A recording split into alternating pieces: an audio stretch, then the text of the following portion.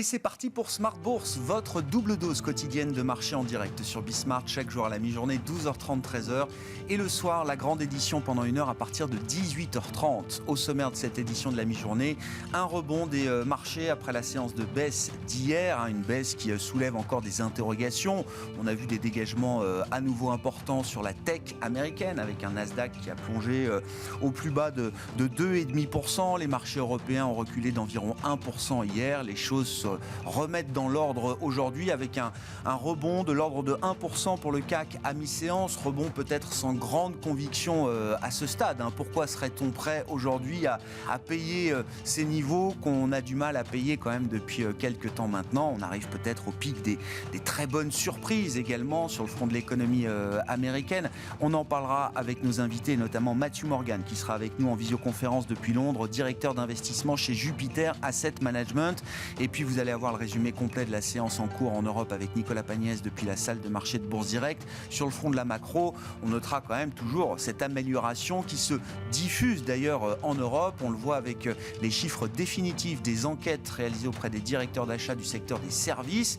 La partie manufacturière tourne à plein régime, on le sait, et on voit que la production industrielle commence à se diffuser également à la partie des services, puisque même en avril, même quand les restrictions étaient encore en place en Europe, on voit une activité dans les services qui commence à frémir, qui reste faible, mais qui commence à revenir à des niveaux un peu plus neutres, qui arrêtent en tout cas de se dégrader.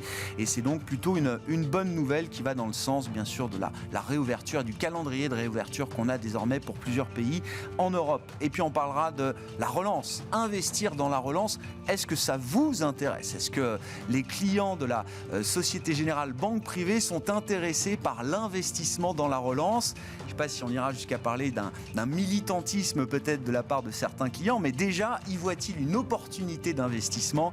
Et c'est Franklin Werner, le directeur des solutions de gestion de fortune de Société Générale Private Banking, qui sera avec nous également dans cette demi-heure pour évoquer l'opportunité d'investir dans la relance.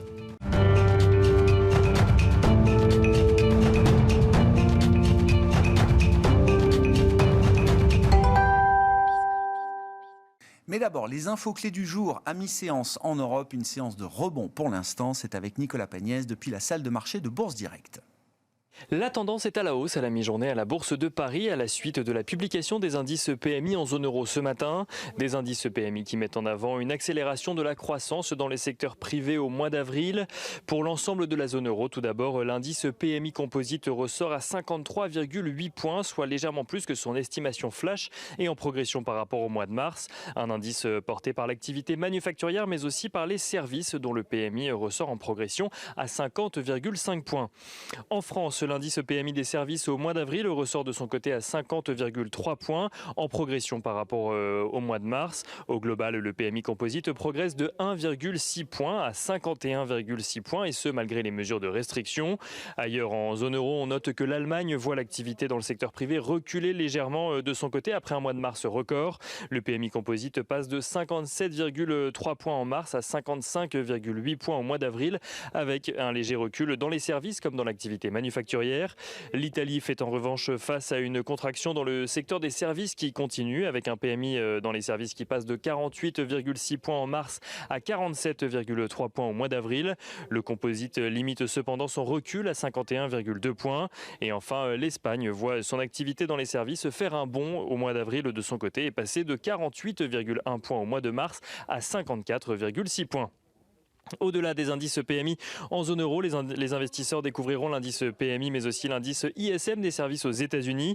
Deux publications qui interviendront après la publication du rapport sur l'emploi du cabinet ADP pour le mois d'avril, avant le nombre de créations d'emplois dans le pays qui sera lui publié vendredi.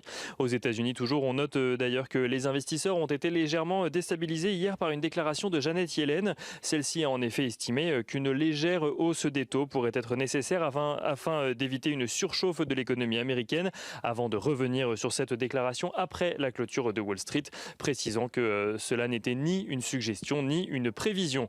Janet Yellen qui a d'ailleurs rappelé qu'elle estimait que le plein emploi reviendrait aux États-Unis dès 2022. Rappelons enfin que les investisseurs suivent également de près les tensions entre la Chine, les États-Unis et Taïwan, alors qu'un nouvel avion de chasse chinois a survolé l'espace aérien taïwanais hier.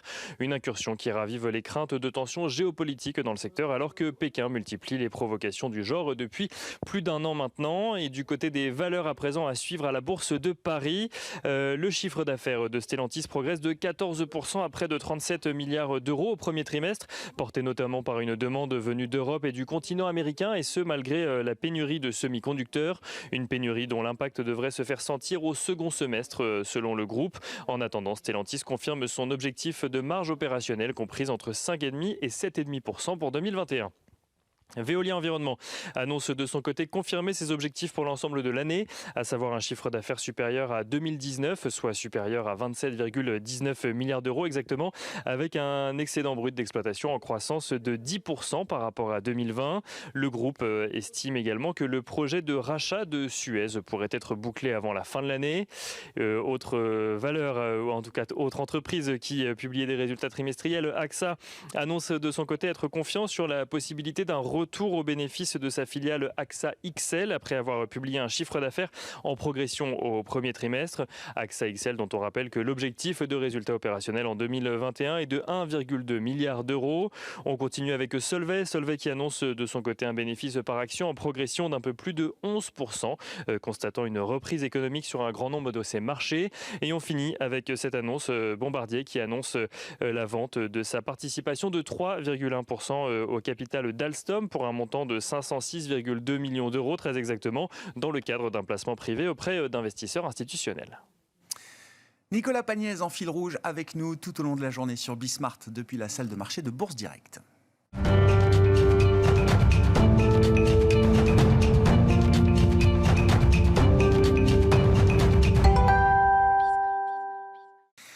Et on s'intéresse au mood de marché, l'ambiance de marché du moment. Et c'est Matthew Morgan qui est avec nous en visioconférence depuis Londres, directeur d'investissement multi-asset chez Jupiter Asset Management. Bonjour et bienvenue Matthew. Merci beaucoup d'être avec nous à distance.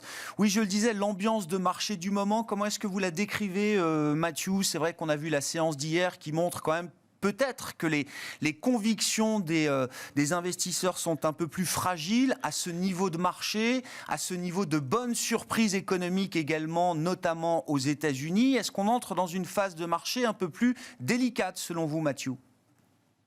Oui, bonjour Grégoire, bonjour à tous. Donc, en fait, nous, par contre, nous constatons que l'accélération économique aux US peut continuer encore quelques temps et on ne s'approche pas encore à une pic de croissance. Ce que vous avez vu plus récemment dans les données économiques, c'est peut-être un ralentissement naturel à ce stade. Selon nous, il s'agit d'un cycle économique beaucoup plus rapide qu'un cycle normal et surtout 10 fois plus rapide que le dernier cycle entre 2009 et 2020, qui était peut-être le plus long de l'histoire. Ce que nous voyons aujourd'hui, donc, c'est le passage normal du début du cycle au milieu. L'explosion économique qu'on a eue fin 2020, au début de cette année, c'est peut-être fini, mais nous ne sommes pas encore arrivés à un moment où il faut vendre ses actifs risqués. D'abord, pourquoi ? D'abord, les données économiques continuent à dépasser les attentes, surtout aux US et surtout dans l'immobilier. Vous allez, selon nous, continuer à voir une augmentation mensuelle énorme dans le nombre d'emplois. Et très important, dans les semaines récentes, nous commençons à avoir des signes de l'inflation salariale aux US. Et si vous regardez, surtout si vous regardez de près dans les données concernant les travailleurs non qualifiés. Quant à la production industrielle, il est vrai que les nouvelles commandes dans le sondage ISM de lundi ont baissé, mais cependant, il faut dire que les inventaires ont reculé davantage, ce qui peut continuer à soutenir l'industrie. Et finalement, donc vous avez parlé de votre correspondant, la saison de bénéfices partout, mais surtout aux US, a été très, très encourageante jusqu'à ici. Donc, selon nous, les données économiques continuent à indiquer une expansion économique, surtout aux US, peut-être un ralentissement léger qui est normal à ce stade. Et je dirais aussi qu'en Europe, nous pensons que la réouverture est imminente et je m'attends à ce que nous, en Europe, nous accélérions la cadence économique, surtout dans l'été. En plus, je vous rappelle que nous n'avons toujours pas vu l'effet total ni de la politique monétaire ni budgétaire qui peut continuer à soutenir l'économie mondiale pendant quelques temps. Donc, en conclusion, je dirais qu'ici, notre point de vue, c'est que les deux moteurs de la reprise, c'est-à-dire la croissance économique qui continue et les stimulants monétaires budgétaires, ils restent intacts pour l'instant. Donc, qu'est-ce qui se passe dans les derniers jours? C'est peut-être des signes que c'est le positionnement des investisseurs qui nous concerne en ce moment. En effet, notre vision qui est plutôt positive sur le plan économique en ce moment, c'est le positionnement d'autres investisseurs qui est un frein, qui nous limite en ce qui concerne le positionnement de nos portefeuilles. Et donc, ce que vous voyez en ce moment, c'est des épisodes de volatilité comme petit gel de la liaison avec Londres, avec Matthew Morgan, je le rappelle, directeur d'investissement chez Jupiter Asset Management. Donc, bon, pas de sujet sur la croissance, hein, on est encore dans une phase très forte du cycle, la phase d'accélération va peut-être se normaliser, mais les bonnes nouvelles et les bonnes surprises ne sont pas terminées. Je résume le propos de Matthew. En revanche, peut-être à court terme, un excès de positionnement des investisseurs, et c'est vrai que beaucoup des investisseurs, des grands investisseurs sont peut-être allés au maximum de leur budget de risque jusqu'à présent. Ils ont peut-être acheté autant d'actions que leur budget de risque leur permettait de le faire, et c'est un excès de positionnement qui appelle peut-être effectivement un peu de normalisation de marché de ce point de vue-là. Bon, la question c'est que se passera-t-il ensuite une fois que la croissance se normalisera également? Quels sont les scénarios devant nous? On va essayer de récupérer Matthew Morgan, directeur de l'investissement chez Jupiter Asset Management. Matthew, on vous a récupéré par téléphone. J'étais en train de résumer rapidement votre propos, Matthew. Je comprends que le cycle de croissance est encore dans un moment très fort et que ça n'est pas la fin des bonnes surprises et des bonnes nouvelles, notamment en Europe. Elles sont encore devant nous à venir. Il y a peut-être, et vous le disiez, Matthew, c'est là qu'on s'est arrêté, peut-être un petit excès de positionnement des investisseurs à court terme en tout cas, qui vous ferait être un peu plus prudent, Matthew. Est-ce que c'était ça la conclusion à court terme? Exactement ça. Je ne sais pas exactement où on s'est fait couper, Grégoire, mais oui, voilà, c'est le positionnement d'autres investisseurs qui est le frein qui nous limite en ce moment. Mais je dirais que lorsque les marchés sont les niveaux où ils sont en ce moment, des niveaux hauts, les épisodes de volatilité sont parfaitement normales. Mais pour nous, pour l'instant, vu notre vision plutôt positive sur le plan économique, ils sont des occasions d'achat pour des investisseurs et pas des raisons de quitter les marchés pour les instants. Que peut-il se passer un peu plus tard dans le temps, Matthew? Et effectivement, on est encore dans cette phase de bonnes nouvelles, de bonnes surprises économiques, mais quand viendra le temps d'une croissance peut-être plus normale, on n'imagine pas qu'on pourra rester tout le temps sur les niveaux de croissance qu'on connaît aujourd'hui, notamment aux États-Unis. Quelles sont les options ou les scénarios qu'il va falloir envisager quand on est investisseur? Oui, donc surtout, il y en a deux visions en ce moment. C'est que la vision de macro d'aujourd'hui nous semble assez claire, mais beaucoup plus difficile à prévoir dans la deuxième partie de l'année. Si nous prenons un peu de recul, il me semble que ceux qui continuent à craindre une normalisation plus rapide de la part de la Fed et d'autres banques centrales n'ont pas encore pris compte de l'ampleur des changements chez la Fed de l'an dernier. Pour moi, ce qu'avait annoncé Jerome Powell en septembre dernier, suite à l'examen du cadre de la Fed, constitue le changement le plus important dans le modèle de la Fed depuis une quarantaine d'années, depuis l'arrivée de Paul Volcker aux années 80, ou même depuis le président Nixon avait détaché les US de la talent fort aux années 70. Avant septembre 2020, la Fed essayait de prévoir l'inflation et prendre des mesures pour l'éviter. Désormais, la Fed va attendre que l'inflation soit évidente de façon incontestable avant de réagir. Ceci est un changement qui est vraiment profond et donc il me semble que la Fed peut continuer à résister à la normalisation des politiques monétaires pendant longtemps. Et en plus, le monde budgétaire a changé. Nous avons vu déjà, vous le savez sûr, des transferts fiscaux énormes de Trump et de Biden. Sur le plan infrastructure, nous parlons déjà des montants qui étaient impensables dans l'histoire, même dans l'ère de Trump. Et pour nous, ce n'est que le début. L'austérité fiscale des années 2010 est finie. Et la préoccupation de notre temps, c'est le programme vert, le changement du climat. Le programme vert peut être le moyen de permettre un relâchement de la politique budgétaire, surtout en Europe, et donc pour combler la fosse entre la croissance en Europe et aux US. C'est vraiment un changement de projet pour le projet européen. En plus, vous allez peut-être voir, ou presque certainement voir, que la partie verte va prendre un rôle majeur dans le gouvernement allemand d'après Merkel dès septembre 2021. Excusez-moi. Donc notre conclusion, c'est qu'il faut que les investisseurs se méfient de toute supposition que nous allons tout simplement retourner sur le monde d'avant Covid. Sur les plans budgétaires et monétaires, les règles de jeu ont vraiment changé. Et en plus, l'inflation, c'est le seul moyen d'affronter le surendettement des pays. Moi, je ne peux pas encore vous dire que si tous ces efforts pourront bouleverser le monde suffisamment pour créer l'inflation de la deuxième partie de l'année. Mais l'important, c'est qu'au début de 2020, le retour de l'inflation était presque impensable. Aujourd'hui, il est dans la balance.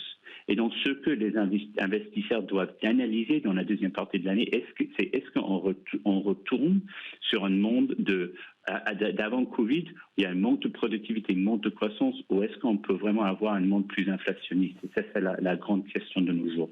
Et même dans le cas d'un monde plus inflationniste, avec cette croissance également qui irait avec, Matthew, ça resterait un environnement intéressant pour l'investissement en actions? Oui, je dirais oui. En fait, j'ai dit que la vision macro devient, grâce à cette question sur l'inflation, beaucoup plus incertaine pour la deuxième partie de l'année. D'ici, notre vision macro est assez claire, c'est que les stimulants budgétaires monétaires continuent et on a toujours des possibilités l'accélération de croissance mondiale peut continuer. Donc aujourd'hui, nous restons plutôt optimistes. Le seul frein sur le positionnement, c'est le positionnement d'autres investisseurs dont nous avons déjà parlé. Donc pour l'instant, nous continuons à pencher nos portefeuilles vers les actifs risqués aujourd'hui, mais beaucoup plus prudemment, il faut dire, par rapport au début de l'année. Dans les actions, nous préférons l'Europe et le Japon qui peuvent continuer à rattraper les US, mais nous voulons équilibrer notre portefeuille avec des actions de qualité aux US et en Asie. Donc je dirais qu'on est plutôt neutre action aujourd'hui, positive par rapport au plan économique, mais plus prudent grâce au positionnement d'autres investisseurs.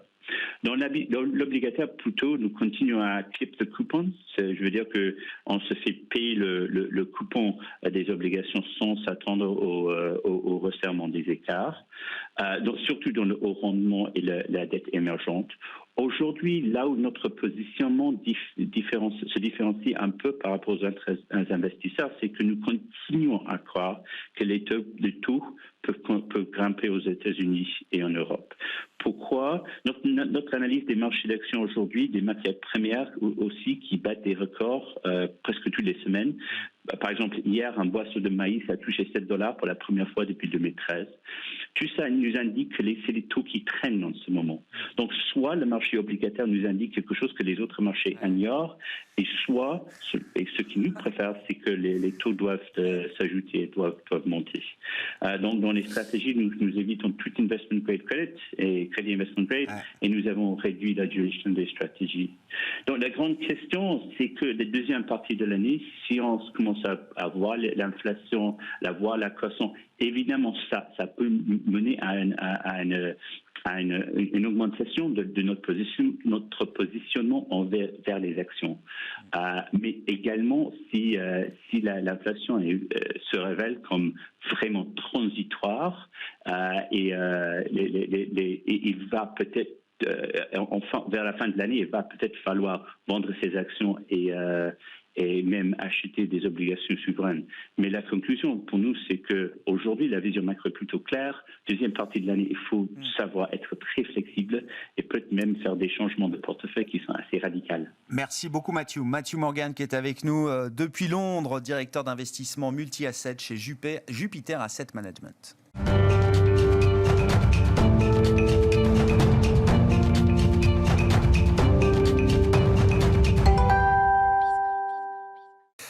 Investir dans la relance, c'est le thème dont on va parler avec Franklin Werner à mes côtés en plateau, directeur adjoint des solutions gestion de fortune chez Société Générale Private Banking. Bonjour Franklin. Bonjour. Merci d'être avec nous. Effectivement, je le disais, avant même de parler d'actes militants de la part des clients qui voudraient investir en France dans la relance, est-ce que c'est déjà une opportunité d'investissement qui les intéresse ? C'est plus qu'une opportunité d'investissement. Je pense que la crise Covid a accéléré et amplifié un certain nombre de tendances qui étaient déjà à l'œuvre avant cette crise. Je parle de tendances sociales, sociétales, comme on dit aujourd'hui. Et parmi celles-ci, il y a cette recherche des circuits courts, cette recherche de la proximité, cette recherche de l'impact territorial. Cette crise, elle a quand même beaucoup éprouvé les organisations centralisées, verticales, jacobines. Et force est de constater que le crash test n'a pas été franchement réussi. On est bien placé en France pour le savoir. Et dans ce contexte-là, c'est vrai que les citoyens se sont raccrochés aussi à ce qui était proche d'eux, leur territoire, leur collectivité territoriale, leur entreprise, leur petit commerce, qui peut paraître paradoxal alors que jamais le e-commerce s'est autant développé. On est revenu par exemple aussi dans les villes moyennes. Et les circuits courts, on les connaissait dans l'alimentation, on les connaissait dans le commerce, je viens de le dire, on les connaît de plus en plus dans l'électricité, on les attend de plus en plus dans la production, toute la thématique des relocalisations a pris énormément d'essor depuis le début de cette crise, et ça vaut aussi pour les investissements. Donc l'essor de ce sujet va au-delà de la thématique des investissements, elle se nourrit d'une tendance sociétale, citoyenne presque, de fond. Et aujourd'hui, on la retrouve à deux niveaux, si je puis le dire. D'abord, effectivement, la volonté au travers de ces investissements d'avoir de l'impact sur son écosystème immédiat. Et on va voir notamment comment le sujet de la relance et le plan de relance permet de donner des opportunités d'investissement, ou de travailler en tout cas ce sujet-là. Et puis, je l'évoquais il y a un instant, les relocalisations. Alors là aussi, on les trouve dans le plan de relance. Il faut toujours se méfier en matière de politique industrielle. On est là aussi bien placé pour le savoir en France. Des bonnes idées comme ça, mais qui peuvent en réalité, le diable étant dans les détails, se traduire de 1000 façons différentes. Quoi qu'il en soit, on a tous, depuis le début de cette crise, quelque chose en nous de souverainiste, et ça n'a jamais été autant d'actualité depuis un an. Les anglo-saxons disent... mettez votre argent là où vont vos paroles ou vos mots. J'essaye de traduire l'expression anglaise, Franklin. Est-ce que c'est ce que font vos clients privés là, chez Société Générale Private Banking ? Et à travers quel type de produits, justement, ils ont de l'appétit aujourd'hui pour investir ? Oui, absolument. Ils le font de plus en plus. Alors, on reste toujours, évidemment, c'est un poncif dans le cadre d'allocations diversifiées, y compris au plan géographique, y compris en termes de classe d'actifs.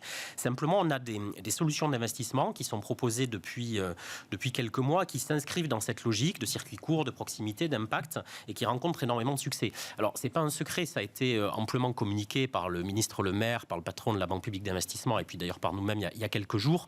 Le fonds, par exemple, BPI Entreprise, un fonds qui vise à démocratiser d'une certaine manière, en tout cas à élargir le champ des clients qui recourent au private equity, a rencontré un immense succès. Il est au cœur du plan de relance, ça vise quand même à renforcer les fonds propres, quasi-fonds propres, des PME, des ETI, des startups aussi, principalement sur le territoire national, et en ciblant là aussi des entreprises qui sont sur tout le territoire.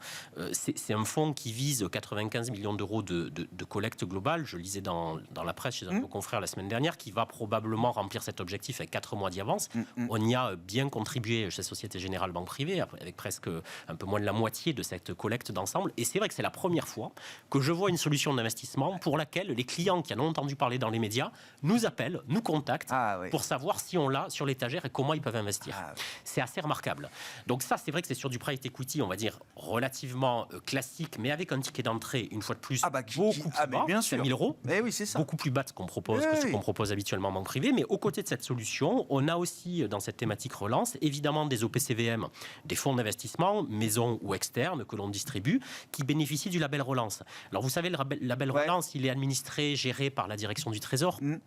Il permet d'identifier les solutions d'investissement qui, là aussi, soutiennent alors, soit des grandes entreprises, soit des PME, ETI françaises, qui remplissent un certain nombre de critères de gouvernance, environnementaux, sociaux, mais qui, là aussi, sont au cœur des thématiques choisies par le plan de relance qu'a présenté le gouvernement en septembre dernier. Et ce label relance, c'est un accélérateur de collecte, c'est quelque chose qui parle aux clients. Ça fonctionne sur le plan commercial. Les clients vous disent, tiens, entre deux fonds à peu près identiques, je préfère celui qui est labellisé relance. Alors peut-être pas jusque-là, mais en tout cas, nous, on le met en avant et ça parle aux clients. C'est un label qui a une validité de 4 4 ans, qui va être distribué aux différentes sociétés de gestion jusqu'à la fin de l'année 2022. Mais c'est vrai que ça parle, c'est dans la tendance. Et puis troisième type de solution d'investissement qui là aussi rencontre beaucoup de succès depuis quelques mois. On est sur à la fois les territoires et sur la transition énergétique. On a acquis chez Société Générale il y a maintenant un peu moins de 3 ans une petite société qui s'appelle Lumo qui fait du crowdfunding en fait pour financer sur l'ensemble du territoire national, principalement en province, des projets liés aux énergies renouvelables pour l'essentiel, donc hydroélectrique, centrales hydroélectriques, fermes éoliennes, etc., fermes solaires aussi. On a par exemple levé en octobre dernier, en moins d'une heure, quasiment 1 million d'euros pour financer une acquisition et rénovation de centrales hydrauliques dans l'Ariège. Très beau département, mais qui n'est pas le plus peuplé de France et qui pourtant a suscité énormément d'intérêt de la part des clients. Et on est complètement là dans cette logique de circuit court sur l'électricité, d'impact sur son territoire, d'impact sur ses villes petites et moyennes. On donne du sens d'une certaine manière à son investissement. Avec des horizons de temps qui s'allongent, est-ce que ça aussi... Alors, souvent on parle d'investissements qui sont moins liquides, avec des horizons de temps plus long. Est-ce que c'est quelque chose aussi là qui vient peut-être modifier les comportements d'investissement de vos clients? Encore une fois, on est chez Société Générale Private Banking. Oui, donc nos clients ne sont pas représentatifs en effet des épargnants moyens. Ils sont représentatifs du segment de marché de la clientèle privée, de la gestion de fortune. Est-ce que là aussi les comportements acceptent peut-être moins de liquidité, des horizons de temps plus longs? Est-ce que c'est quelque chose qui devient un comportement plus naturel chez les investisseurs? Je pense que oui. Je reprends le fonds BPI entreprise que je citais tout à l'heure. Chez Société Générale Private Banking, presque les 3/4 des clients qui ont souscrit à ce fonds n'avaient jamais fait de private equity auparavant. Donc ça, à notre échelle, véritablement démocratiser l'usage de cette classe d'actifs. Et dans un contexte où, on vient d'en parler avec Mathieu, les marchés demeurent élevés, il n'y a pas une énorme lisibilité sur l'évolution des marchés actions. Les taux, là aussi, on peut débattre sur les taux longs aux États-Unis, en Europe, etc. Quoi qu'il en soit, ils sont quand même plutôt au plancher dans l'ensemble. C'est un frémissement davantage qu'une remontée marquée, à ce stade en tout cas, à laquelle on assiste. On a aussi sur l'immobilier, dans les sous-segments, tout un tas d'incertitudes. Bon, le private equity, il est aussi atteint par un certain nombre de bulles. Il faut pas l'oublier, notamment aux États-Unis. Mais enfin, il représente clairement une alternative dans le cadre d'allocations diversifiées tout à fait intéressante. Et on est à un moment où ça a beaucoup de sens. On n'arrête pas, dans la presse, à juste titre d'ailleurs, d'écrire que les Français ont massivement épargné depuis le début de cette crise. 110 milliards d'euros auraient été mis de côté. Alors, il faut faire attention sur l'usage de cette épargne, parce qu'il y en a une grande partie aussi qui est de la consommation différée et qui, quand on va rouvrir l'économie et la société, sera probablement réinjecté en consommation. Pour autant, dans un pays qui avait un taux d'épargne déjà élevé, à la base, c'était le deuxième plus élevé à l'échelle européenne après l'Italie, on a un taux d'épargne qui s'est fortement développé. Et il faut la placer, cette épargne. Et dans le même temps, on a en face de ça des entreprises, PME, ETI, qui manquent de fonds propres et de quasi-fonds propres. Donc l'enjeu, c'est quoi aujourd'hui? C'est d'arriver à flécher une partie de cette épargne en renforcement des fonds propres et quasi-fonds propres des entreprises. Le fonds BPI que j'évoquais tout à l'heure s'inscrit dans cette logique-là. Maintenant, c'est aux autorités, j'ai envie de dire, de trouver les dispositifs qui vont permettre d'accentuer le phénomène. Est-ce qu'il y a besoin d'une fiscalité spécifique pour se flécher cette épargne, ou est-ce que ça peut se faire naturellement? Alors en France, qui est un pays qui aime les niches fiscales et qui aime la complexité fiscale, c'est quand même toujours d'avoir le crédit d'impôt qui va bien, le dispositif fiscal qui va bien, un catalyseur clairement de l'investissement. Donc il y a tout un tas de débats en ce moment animés par le ministre de l'économie et des finances sur par exemple les donations, mais je pense qu'au-delà de ça, il est clair que si on arrivait à mieux répartir le risque lié à des investissements dans le non-coté entre l'investisseur pour qui c'est nouveau et si on veut le démocratiser encore plus, c'est quand même, vous l'avez dit vous-même, des investissements non liquides qui restent risqués et qui ne sont pas compréhensibles non plus quand on n'en a jamais fait du premier coup. Donc si le risque pouvait être pour partie pris par l'État au travers de crédits d'impôt, ça simplifierait à mon sens fortement les choses. On verra ce qui ressort des discussions et des réflexions à Bercy sur la manière de flécher cette épargne accumulée par les Français. Merci beaucoup Franklin. Merci Franklin à vous Werner, la Société Générale Private Banking avec nous dans Smart Bourse à la mi-journée. On se retrouve ce soir en direct à 18h30.